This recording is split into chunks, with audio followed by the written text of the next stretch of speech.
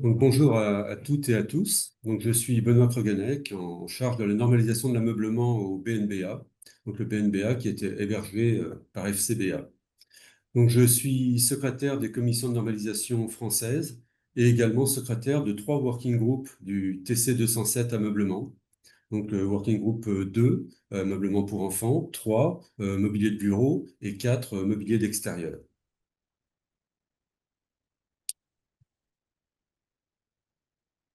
Alors, voilà.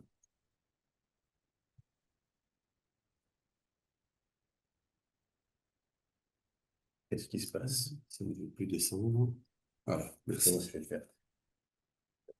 Donc, le sommaire de ce webinaire, c'est une première partie pour rappeler quelques notions concernant la normalisation. Ensuite, une deuxième partie qui parle de la normalisation de l'ameublement, comment ça fonctionne. Une troisième partie, vous et la normalisation. Et puis, enfin, la quatrième partie, c'est le BNBA et FCBA à votre service pour voir comment vous pouvez interagir avec nous, comment on peut vous aider le cas échéant. Donc, première partie, rappel de quelques notions. Alors, on entend très souvent dire il y a trop de normes. En fait, il faut bien faire la différence entre la réglementation et la normalisation. C'est-à-dire que la réglementation, c'est le fait des pouvoirs publics, donc que ce soit l'État français, l'Europe. Donc, ce sont des réglementations donc, qui sont à l'origine des pouvoirs publics. À l'opposé, la normalisation, donc elle est réalisée par des organismes de normalisation, donc qu'ils soient nationaux, comme l'AFNOR en France. Donc, le BNBA, en fait, agit pour le compte d'AFNOR dans le domaine de l'ameublement. Et nous avons aussi le SEN au niveau européen ou l'ISO au niveau international. Donc, la normalisation n'est pas le fait directement des pouvoirs publics. Et ce qui est très important de savoir également, c'est que la normalisation, ce sont les parties prenantes qui sont au pouvoir.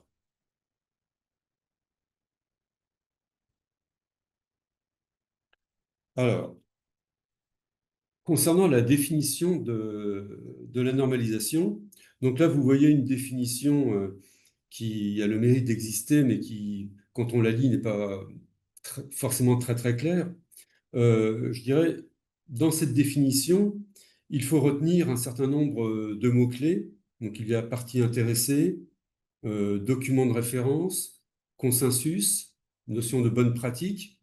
Donc, tous ces aspects vont être décrits un petit peu plus loin dans ce webinaire. Et donc, tous ces aspects, en fait, concernent à la fois des processus ou des organisations.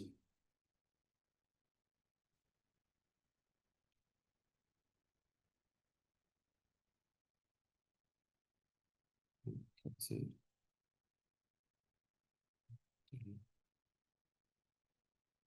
Alors, qu'est-ce qu'une norme? Euh, une norme, en fait, on voit un certain nombre de mots-clés, donc ça caractérise la performance, donc qu'il s'agisse, donc performance au sens large du terme, donc la performance qu'il s'agisse de la qualité, de la sécurité, voire d'aspects environnementaux. Et puis, comme je l'ai déjà évoqué, donc la norme, c'est un cadre de référence, elle est d'application volontaire, elle est consensuelle, donc là, tous ces aspects vont être explicités un petit peu plus loin. Il y a également à savoir que il y a un lien entre la réglementation et la normalisation. Euh, on va également le décrire un petit peu plus loin. Et en France, il faut savoir aussi que pour les marchés publics, il y a obligation de se référer aux normes homologuées, donc qui présentent l'état de l'art.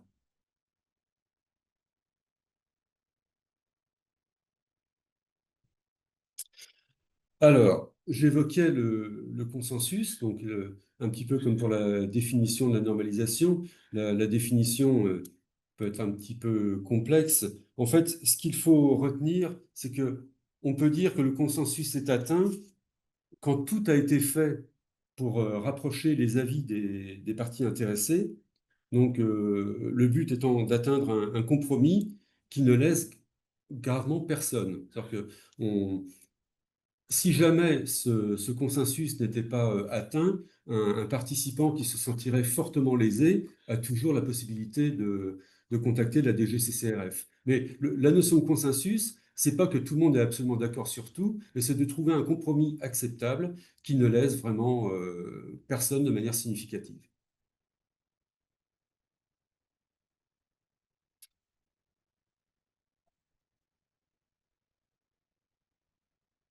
Donc le rôle de la norme. Donc là, on voit un certain nombre de points clés. Euh, Pour résumer un petit peu, la normalisation a pour but de fluidifier les échanges, partager les bonnes pratiques, tirer le marché vers le haut et éventuellement aider les pouvoirs publics à réguler sur la base d'un consensus donc, entre les parties intéressées. Ça permet aux pouvoirs publics de pouvoir avoir une législation qui repose en fait sur le consensus des parties intéressées. Donc c'est toujours intéressant parce que là, c'est pas une réglementation qui tombe du haut et qui peut s'avérer parfois un petit peu délicate à appliquer. Donc voilà en résumé le rôle de la norme.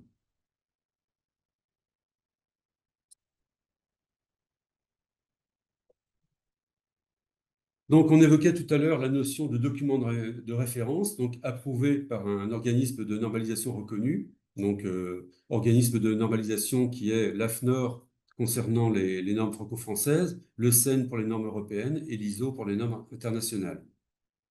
Alors, il y a différents types de normes. Donc, les normes fondamentales, en fait, il s'agit avant tout de savoir de quoi l'on parle. Les normes de spécification, donc, elles permettent grandement de faciliter les échanges, sachant que chacun sait de quoi il parle quand on fait un appel d'offres, quand on demande des informations à un fournisseur. Les normes de méthode et d'essai, donc, elles renseignent sur la qualité au sens large des produits. Et puis, il y a les normes d'organisation donc, qui permettent de valider en fait des bonnes pratiques organisationnelles et de management.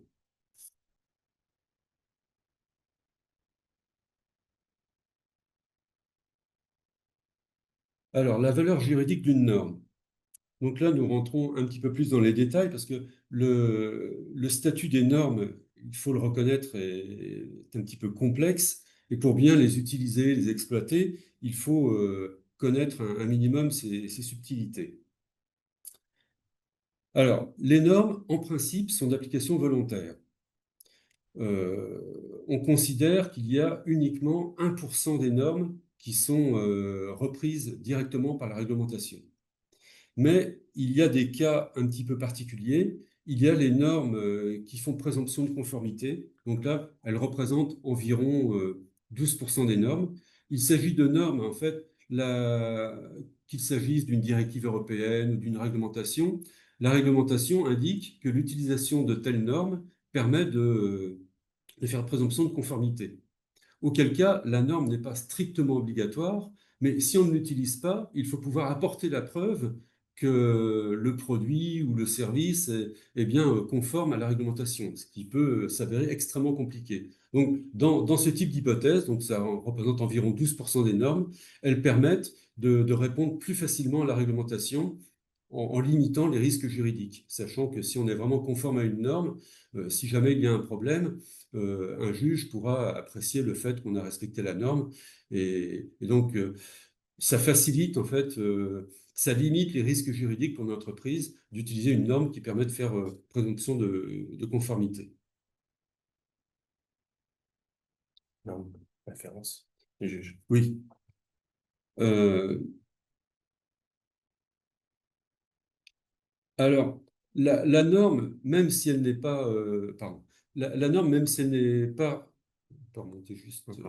La norme, si elle n'est pas en fait reprise par la réglementation, ou même si elle ne fait pas présomption de conformité, il faut savoir que quand une norme existe, un juge peut se l'approprier dans l'appréciation d'une situation. Et même donc si elle n'est pas obligatoire ou qu'elle ne fait pas présomption de conformité, un juge a la possibilité de s'appuyer sur une norme si jamais un accident intervient. euh, un organisme peut être appelé à expliquer pourquoi il n'a pas utilisé la norme qui représente en fait l'état de l'art. Donc voilà un petit peu brosser rapidement la notion de valeur juridique d'une norme. Donc c'est assez complexe. Il faut retenir que l'essentiel sont d'application volontaire, mais que leur utilisation globalement permet de limiter le risque juridique pour une entreprise.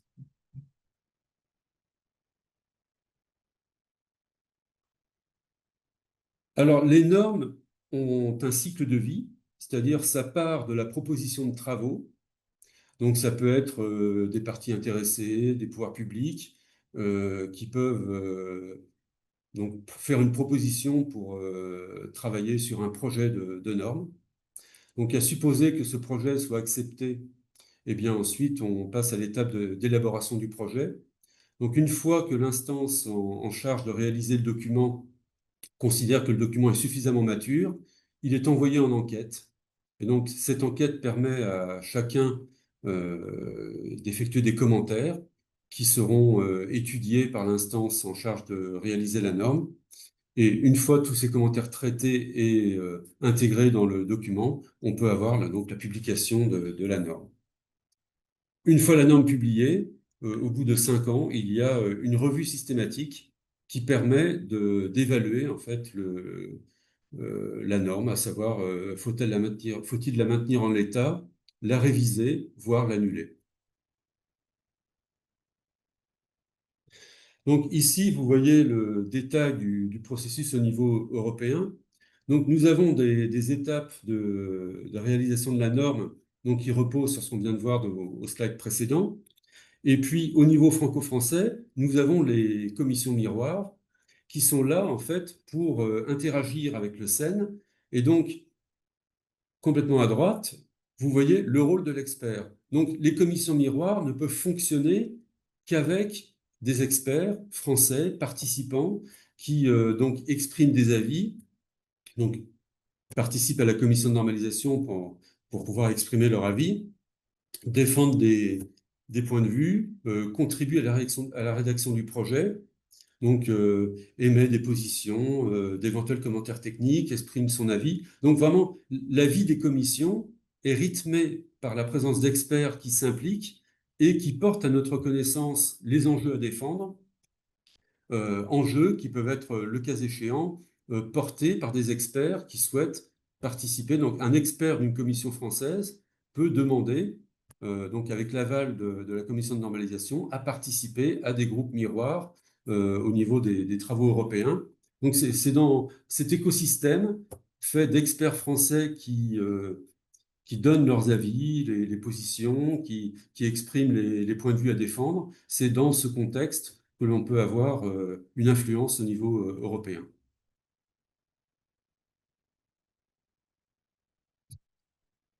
Bonjour à tous, donc je suis Eric Launay, adjoint au directeur du pôle ameublement, aménagement des espaces de vie. Moi je vais vous parler un petit peu de la norme dans l'ameublement aujourd'hui, hein. Merci Benoît pour ces clarifications sur le fonctionnement général de la normalisation. Je crois que c'est des notions très importantes à prendre en compte si on veut comprendre un petit peu comment ça fonctionne, avoir un peu le cadre général avant de rentrer un petit peu dans le détail de l'ameublement.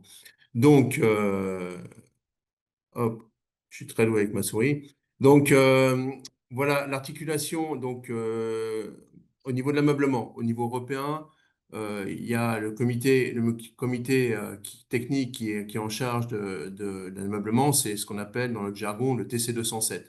Bon, il y a un TC 252 pour les produits pour enfants d'une façon générale. Il y a un TC blabla, etc. Et donc, l'ameublement, c'est le CEN TC 207.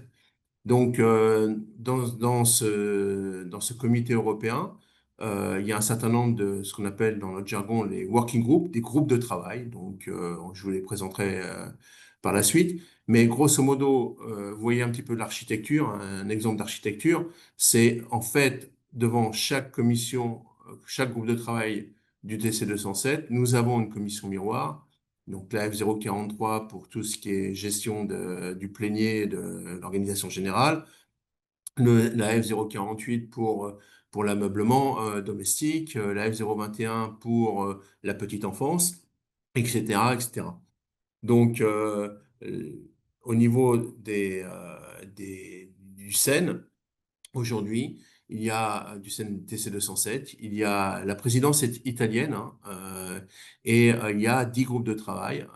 Donc, le premier concerne le mobilier domestique, le deuxième la petite enfance, le troisième le bureau, le quatrième mobilier d'extérieur, dont je suis le conveneur. Le cinquième, le mobilier collectif, le sixième, le mobilier scolaire, le septième, la finition, le huitième, la quincaillerie, le neuvième, les méthodes d'essai qui permettent d'harmoniser les méthodes d'essai lorsque c'est possible, et sujet majeur et sujet d'actualité dans les années futures, le WG10 qui va travailler sur tout ce qui est aspect économie circulaire.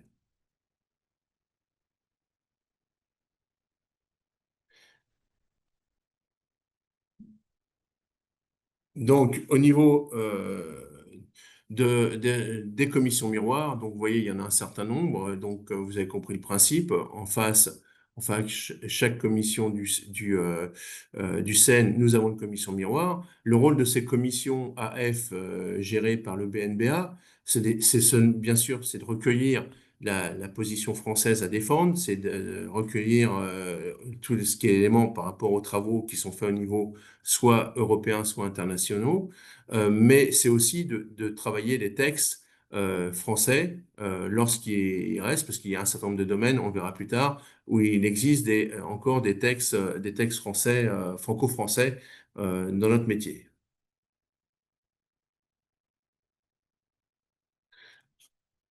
Au niveau de l'ISO, donc l'ISO, pour que ça soit clair, c'est vrai que c'est notre jargon, l'ISO, c'est tout ce qui est international, hein.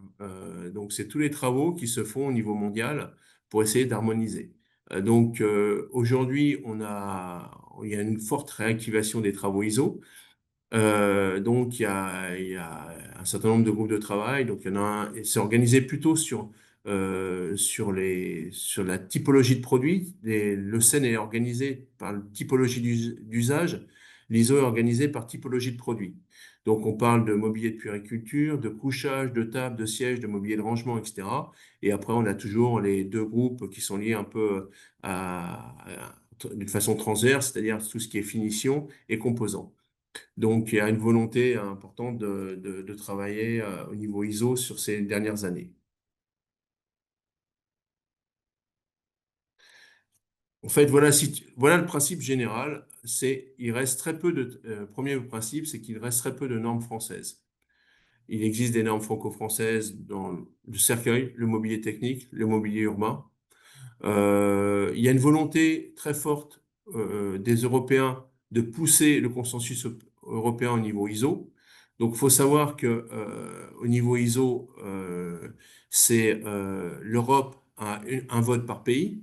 Les États-Unis et la Chine ont un vote parce que chacun représente un pays. Donc, on est en position de force pour essayer de pousser notre consensus, le consensus qui est obtenu au niveau européen, pour en faire une norme ISO. On discutera un petit peu de ça, mais simplement l'intérêt d'avoir des normes ISO qui ressemblent aux normes ou qui sont une copie des normes européennes, c'est dans le cas où il y a des pays qui n'ont pas de normalisation propre, de pouvoir faciliter les exports des produits européens en préjugeant une conformité de vos produits aux normes internationales, ce qui donne une présomption de sécurité sur un certain nombre d'aspects. Donc, c'est un intérêt. Et il y a une volonté aussi, la contrepartie, c'est qu'on transmet malheureusement nos savoirs, nos consensus au niveau international à des pays qui en profitent pour bien maîtriser nos exigences et après nous inonder de produits. Au niveau européen, le principe, c'est qu'il y a d'une part des normes de méthode et ensuite vous avez globalement pour une typologie de produit, un type d'usage, une norme d'exigence. C'est le principe général.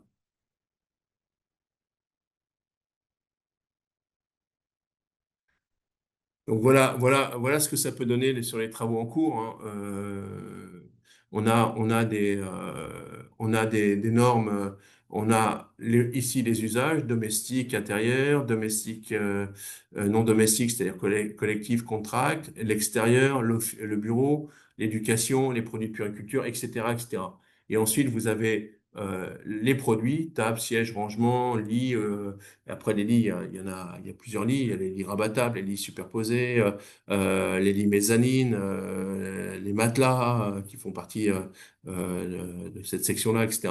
Donc en fait, à chaque fois, vous avez des normes. Bon, là, ce tableau mérite quelques mises à jour, mais globalement, vous voyez que il y a un certain nombre de perspectives de révision. Il y a un certain nombre de textes en bleu qui permettent, qui vont rentrer en révision en fin 2025. Et là, il y a une petite mise à jour par rapport aux dernières informations qu'on suit là, c'est qu'il y a des textes en vert qui vont certainement faire l'objet, qui vont passer en bleu, puisqu'il y a des révisions qui sont prévues sur un certain nombre de nouveaux textes par rapport aux réunions du plénier de la semaine dernière. Donc, vous voyez, c'est une autre façon de présenter, hein. Donc, vous avez ici des normes d'exigence. Donc, une norme sur le mobilier motorisé, une norme sur les coincements de doigts, enfin, un projet de norme sur la démontabilité, c'est un sujet lié à l'économie circulaire, des projets sur le remanufacturage, sur la réparation, la remise à neuf et la notion de fiabilité. Alors, la notion de fiabilité telle qu'elle est prévue dans le futur règlement sur l'économie circulaire, c'est lié à je dirais, j'appellerais ça la première vie du produit, c'est-à-dire la, la vie, la durée de vie du produit avant qu'on commence à le réparer, à le remettre à neuf, et après il y a tout le jargon upcycling, recycling, remanufacturing, etc. Donc sur les sièges, on a des normes de méthode, aussi une norme de méthode sur les essais mécaniques, une norme de méthode sur la stabilité, des normes sur le feu lorsque c'est applicable. Sur les tables, on a une norme de méthode aussi. Et puis derrière, vous avez, en fonction du type d'usage, différentes normes d'exigences qui vont définir soit des exigences juste de sécurité et de solidité et de fiabilité. Et éventuellement, pour certaines normes, on va rajouter, je pense par exemple à l'office, je pense à l'éducation, on va avoir des exigences dimensionnelles. Et sur les lits, on va avoir aussi des exigences dimensionnelles, en particulier sur des normes telles que les couchages en hauteur, où il y a des exigences d'accès, des exigences sur les barrières pour éviter des zones d'accrochement. Et après, sur les produits de puériculture, il y a encore beaucoup plus d'exigences liées au dimensionnel du produit, par exemple sur tout ce qui est lit bébé, chaise haute, etc. Donc voilà les grandes lignes du fonctionnement de la normalisation avec les normes européennes associées. Juste pour mémoire, donc on a fait un petit extrait pour vous donner un petit peu les éléments euh, qui est des normes parues au niveau européen. Depuis 2020, il y a une vingtaine de normes qui sont parues au niveau européen. Alors, quand je dis parues, c'est soit des normes qui sont, pardon, qui ont été créées, soit des normes qui ont été revues pour prendre en compte l'évolution des produits, les risques avérés sur ces produits par rapport à l'usage sur le marché, etc. Et donc, une vingtaine au niveau européen et une quinzaine au niveau international, qui sont souvent des copies plus ou moins à 100% des consensus européens obtenus, avec les évolutions, des fois les produits et les normes européennes, les normes internationales ne prennent pas en compte les dernières évolutions des normes européennes. Mais à ce moment-là, on essaye de les revoir après pour tenir compte de cela. Grosso modo, aujourd'hui, on a une norme sur les rangements, sur les tables, et sur les sièges qui sont des copies à 90% des normes européennes. et qui sont stabilisés. Après, sur les sièges, on est en train de revoir cette norme, l'ISO 7173, pour intégrer la stabilité, c'est-à-dire c'est un mix pour ceux qui connaissent un peu les normes de la 1728 et de la 1022, c'est-à-dire on va intégrer dans les exigences internationales les essais de stabilité que l'on a dans une norme spécifique au niveau, pour les sièges, pour la stabilité des sièges au niveau français. Donc, voilà à peu près les règles, enfin les travaux en cours. Une volonté vraiment de... Et puis, ça peut être une opportunité pour les Européens de pouvoir se préjuger de la conformité à ces normes et ça ouvre des parts de marché, je pense que ça peut être intéressant. Bon, les grands enjeux que l'on a aujourd'hui, euh, c'est une grosse discussion, c'est sur la norme mobilier motorisé la 17684. Donc, historiquement, il y avait les gens. Alors, on vous a parlé du SEN, de l'ISO. Bon, c'est un peu plus complexe qu'on monte d'un niveau, c'est-à-dire que le SEN s'occupe des produits courants, mais vous avez d'autres organismes de normalisation, en particulier un au niveau de l'électricité qui s'appelle le SENELEC, qui est l'équivalent du SEN, mais pour les produits électriques. Et vous avez l'IEC, qui est l'équivalent de l'ISO pour tout ce qui est électrique. Donc, les experts de l'électricité ont créé une norme qui est la 60335-2-112, qui concerne les produits motorisés, enfin les produits d'ameublement.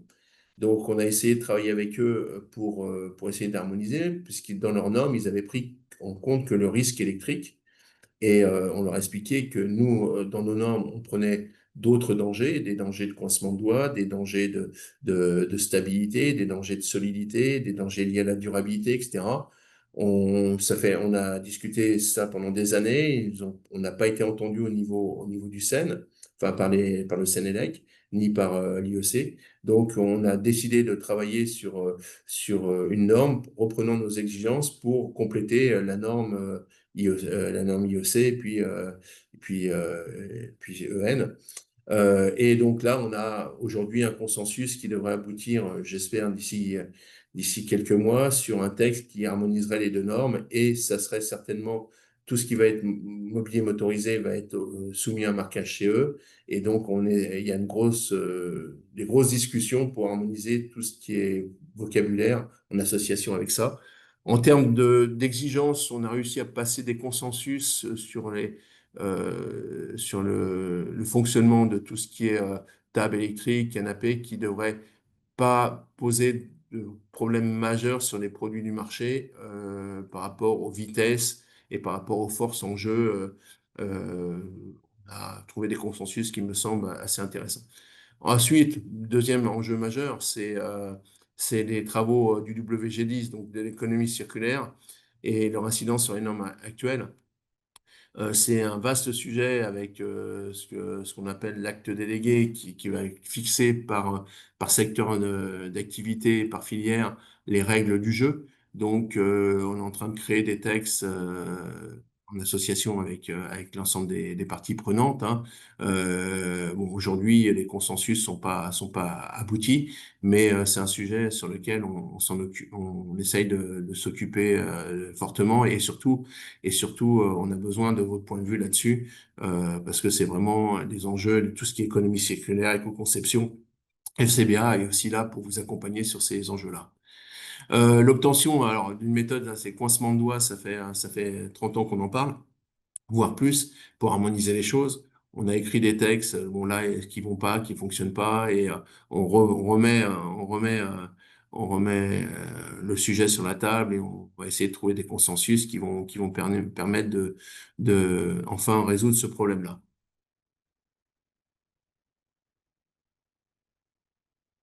Alors, on va attaquer le troisième point de ce webinaire.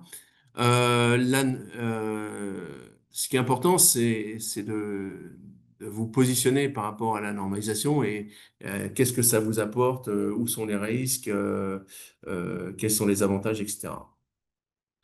Donc, première premier point, c'est que votre participation, elle est importante, vous qui êtes industriel, qui êtes metteur sur le marché, parce que vous êtes au cœur des innovations, des produits, de l'évolution. Vous savez, vous êtes au fait des retours de votre marché. Vous avez les retours de SAV, vos accidents, vos incidents. Et ces informations-là, fait évoluer les normes, lorsqu'on crée des normes sur des produits, sont super importantes parce que, sans vous parler de faire un cours sur l'analyse de risque, mais souvent, les normalisateurs ont tendance à confondre un danger et un risque. Et en fait, le problème, c'est qu'un danger, s'il n'y a pas d'occurrence, s'il n'y a aucune fréquence, eh ben, ça ne représente pas un risque. Et après, il y a la notion de gravité avec le danger. Pour que ça soit un risque fort, il faut que le danger soit associé à une gravité forte et derrière à une occurrence aussi élevée. Donc toutes ces notions-là, après, il y a des problèmes de détectabilité. Enfin, bon, c'est des sujets sur lesquels FCBA travaille et peut vous accompagner. Et puis, secondo, enfin, troisième point, c'est vous connaissez la performance de vos produits par rapport à vos retours du marché, etc. Vous savez que votre produit tel produit va avoir tel risque, tel problème d'une façon générale, et donc trouver le bon niveau. Il ne s'agit pas de minimiser le niveau d'exigence. Et si on a des produits qui sont plus performants, plus sécuritaires que les produits de nos concurrents, eh ben, il ne faut pas hésiter à monter les seuils pour faire en sorte de pas faire du protectionnisme, mais faire en sorte que le marché soit un peu moins ouvert. C'est à la mode de fermer les marchés en ce moment.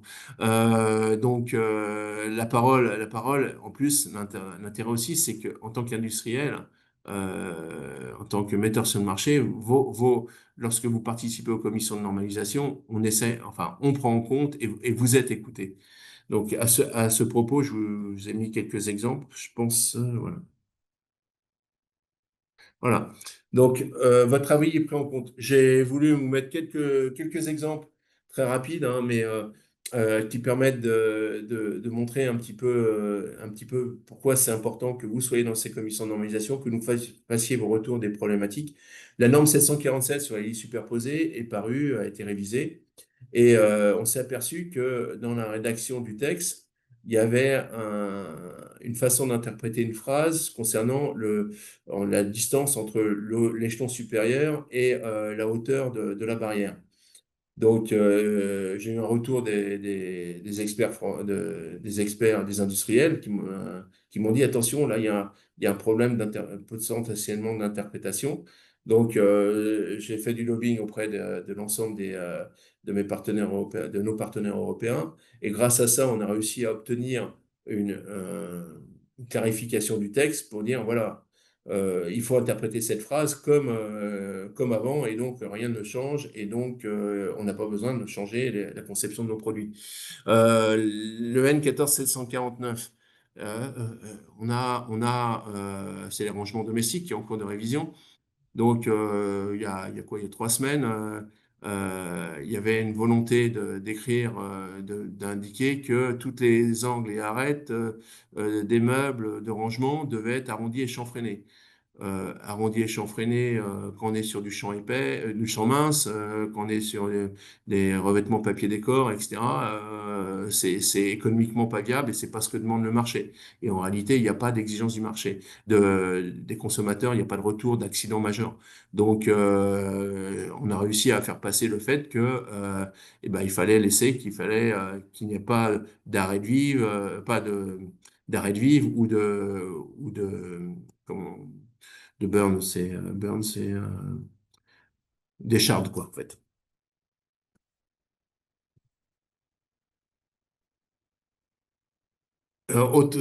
Troisième exemple, les lits superposés. Donc, on a eu plusieurs retours suite à la parution de la norme. En particulier, il y avait une problématique qui était, enfin, il y a deux problématiques majeures. J'en ai cité une là, mais c'est le problème d'une méthode d'essai qui a été prise dans une norme internationale et qui fait que l'essai, on faisait un essai de long pan une fois 30 secondes avec deux efforts de 120 kilos.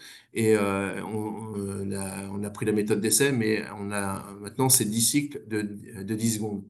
bah, en fait, on a beaucoup de produits qui cassent sous un effort au bout du 5e cycle, je dirais, euh, alors que dans la vraie vie, il n'y a pas de problème. Donc, on se bagarre là-dessus. On a des problèmes aussi sur tout ce qui est tête de lit, un effort. Donc là, on est en train de revoir le 1725 et on essaye de faire du lobbying pour enlever un certain nombre d'exigences concernant les efforts ou réduire les exigences concernant les efforts sur les têtes de lit. L'économie circulaire, on va essayer de faire passer un truc qui est lié à notre, euh, à notre position sur les règlements, les référentiels sectoriels, c'est-à-dire qu'il y a plusieurs durées de vie. Il y a une durée de vie par défaut qui est très faible.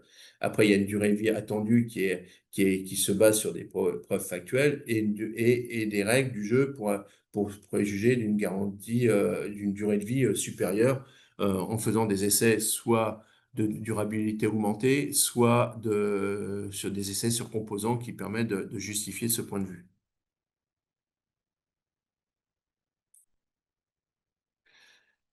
Bon, après, on va pas se mentir, la normalisation, il y a des limites au système. On peut pas tout obtenir. On a une voie sur 27, même si c'est pas, en réalité, il y a pas 27 pays à chaque fois autour de la table dans toutes les réunions. Mais c'est vrai aujourd'hui, au niveau européen, au niveau international, malheureusement, nous sommes très fortement sous-représentés par rapport à d'autres pays, hein. Je pense par exemple à des pays comme la Suède, comme l'Allemagne, où dans les commissions de normalisation, on a autour de la table des fois 5, 6 experts d'un pays. Souvent, côté français, on a un, deux experts. Et c'est vrai que on a besoin que vous soyez dans nos systèmes pour pouvoir porter la bonne parole et porter les positions françaises. Euh, alors, le problème de la normalisation, c'est que le temps est aussi très long. Donc, en fait, on parle d'un texte et puis bah, le texte, il paraît des fois 3 ans, 4 ans, voire même beaucoup plus. Mais il y a des moments dans la rédaction du texte où au moment de sa rédaction, il faut vraiment avoir une rapidité de réaction parce que c'est là où il faut qu'on puisse impacter lorsqu'on peut. Lorsque le texte arrive en enquête, il est écrit, c'est très dur de faire des grosses modifications, les consensus sont préétablis, et en plus, quelque chose qui est un peu compliqué, c'est que au niveau des modifications, quand on n'est pas autour de la table lors de la création des textes, c'est dur d'obtenir des choses. Après, il y a aussi un danger que je constate depuis ces dernières années, c'est le danger, j'appelle ça le danger du copier-coller. C'est-à-dire qu'on prend une exigence quelque part dans un texte, on la copie dans notre texte, mais sans prendre en compte que le vrai, y a-t-il un danger, y a-t-il un risque? Est-ce que c'est la bonne méthode pour couvrir ce risque? C'est vraiment des choses que copier-coller est quand même, à mon avis, un peu compliqué.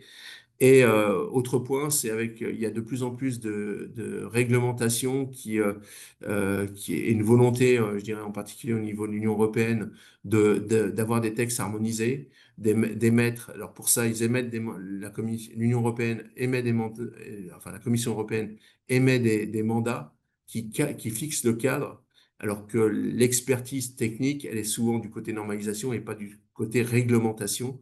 Et donc, ça crée des contraintes qui, des fois, sont impossibles à concilier. Je vous donne l'exemple des matelas enfants. On ne peut pas avoir un matelas qui est conçu de façon écologique, sain pour l'enfant, et un matelas qui va résister à des exigences feu extrêmes. Donc, il faut trouver le bon consensus entre les deux, parce que pour résister au feu, on rajoute des produits chimiques qui peuvent être potentiellement dangereux pour les voies respiratoires ou autres pour un enfant.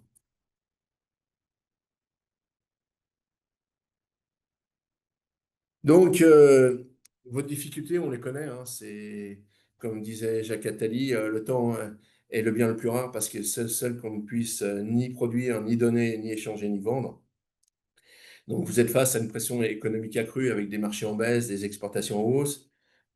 Je dirais, dans nos métiers techniques, on a de plus en plus de difficultés à trouver des techniciens. Quand je dis techniciens, c'est des techniciens avec un grand T, hein.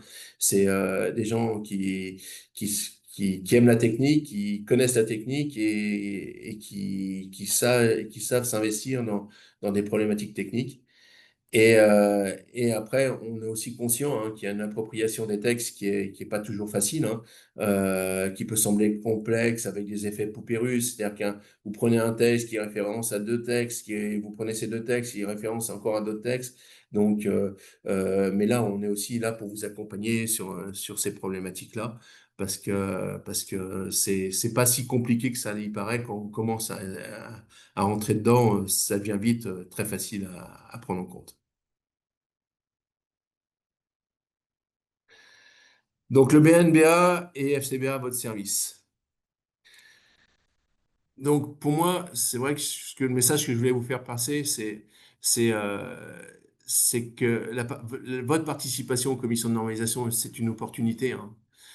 Comme disait Gandhi, on ne peut jamais prévoir le résultat d'une action, mais si vous ne faites rien, il n'y aura pas de résultat. Donc pour moi, c'est participer aux commissions de normalisation, c'est savoir avoir l'opportunité de proposer des solutions, de proposer des positions. C'est aussi défendre votre point de vue, défendre vos solutions techniques, défendre vos marchés. C'est aussi argumenter, pouvoir trouver des éléments pour argumenter, pour soutenir des positions. Ça permet aussi d'anticiper la validation des évolutions normatives, de valider les propositions par rapport aux produits existants dans votre entreprise.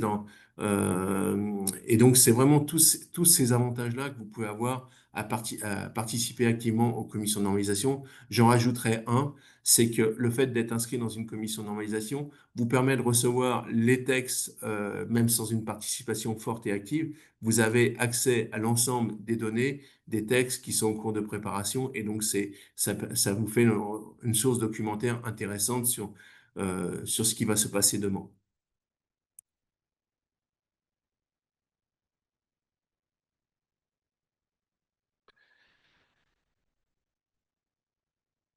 Donc, au niveau de, de- du BNBA, Bureau de normalisation bois ameublement, donc, et du FCBA, votre centre technique, faut vous rappeler qu'on est à votre service. Et donc, on essaye de vous transmettre l'information. Donc, bon, bah, pour transmettre les informations, pour vous faire, on utilise un certain nombre de choses, hein. Bon, bien sûr, il y a ce webinaire d'aujourd'hui. Il y a aussi un document de synthèse, qui est le rapport de situation de la normalisation en ameublement 2025. C'est un rapport qui sort, qui est très complet, qui sort avec tous les méthodes d'essai, les exigences, qui est disponible sur notre site FCBA. Tous ces documents sont disponibles, hein, sur le site FCBA. Des communications au sein des commissions françaises, hein. Donc, il y a, on fait des commissions, on a il y a les commissions d'ameublement français, donc on participe pour faire un état des lieux. On essaye de faire des newsletters, des documents en jeu, etc. Donc là, il y a un lien sur le dernier, et là, on est en train d'en préparer un deuxième qui devrait sortir, je dirais, avant la fermeture estivale. On a aussi essayé des choses. Là, on est en train de les pousser. Donc, c'est des documents de décryptage, de vulgarisation lorsqu'une norme paraît, qui permettent d'avoir une lecture, on verra après, mais une lecture un peu exhaustive des évolutions d'une norme. Et bien sûr, après, en fonction de votre besoin, on peut faire des formations qui correspondent à votre besoin. On s'adapte. On ne fait pas des formations catalogues. Notre force, c'est de faire des formations qui s'adaptent à votre besoin, qui vont jusqu'à la pratique des essais, jusqu'à des formations plus théoriques comme en lecture, lire une norme ou des choses comme ça. Faites-nous des retours sur votre besoin, et on saura y répondre, hein. On n'a pas de souci là-dessus. Le temps passe, donc je vais quand même accélérer un petit peu, mais bon, pour laisser un maximum de choses aux questions. Donc juste le rapport de situation, hein, de la normalisation. Bon, C'est peu lisible, mais c'est un rapport qui permet de couvrir l'ensemble de tout le niveau de normalisation, hein, tel qu'il est défini. C'est un gros travail que fait Benoît pour présenter tout cela. Euh, il y a aussi les documents de vulgarisation, hein, 3 niveaux de lecture. Un niveau en bref avec quelques lectures, les grandes modifications, et puis après une analyse essai par essai.